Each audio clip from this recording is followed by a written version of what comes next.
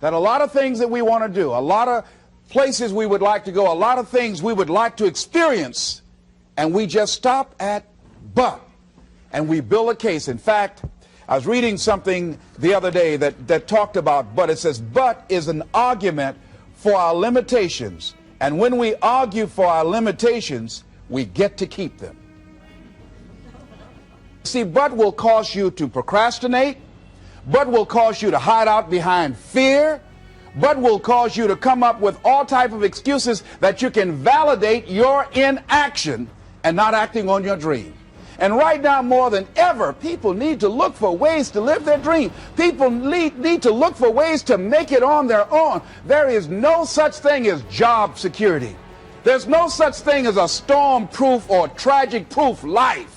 There are no guarantees today, ladies and gentlemen. The illusion is gone. There was a time when we graduated from high school, you were told, go to college and get out, and you go and work for a corporation for 30 or 40 years. They'll give you a gold watch and you'll retire.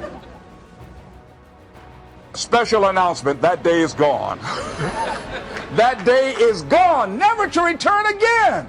So instead of people living in fear, feeling stressed out, feeling powerless, feeling like victims, I think it should be a time that we need to begin to look at ways that we can become an active force in our own lives. Look at ways when we can decide to take charge of our own destiny. Look at ways when we can decide to design a life of substance and begin to truly live our dreams. And it's time for people to decide, I'm ready to get on with my life. Shake somebody's hand on your right and left. A guy named Bob May said this, don't let nobody turn you around. Do that right quick. Now, you know, a lot of people say, I'm going to live my life one day when things get right. When I get all my bills paid. When I get my feet on the ground. I say, what have you been walking on? See, there are no problem-free moments. A guy named Dimples had a record one time called, If It Ain't One Thing, It's Another. And I say, if it ain't one thing, it's 12 others. Always something there to build a case on why you can't move on, why you can't grow to the next level, why you can't begin to manifest your greatness, why you can't begin to live life on your terms. Always something there to block you, to keep you where you are, and keep you from beginning to develop your true greatness. Always some fear. How do we handle it? And I'm saying that if you've been hiding out behind but, if you've been using the fact that you don't have enough money or you don't have the education, take it head on. Go get the education. I was saying to a guy the other day who was saying, I said, how old are you? He says, 47 years old. I said, your sister tell me that you can't read. He said, that's right. I said, why? Well, you know, I didn't go to school. Excuse me, how old are you?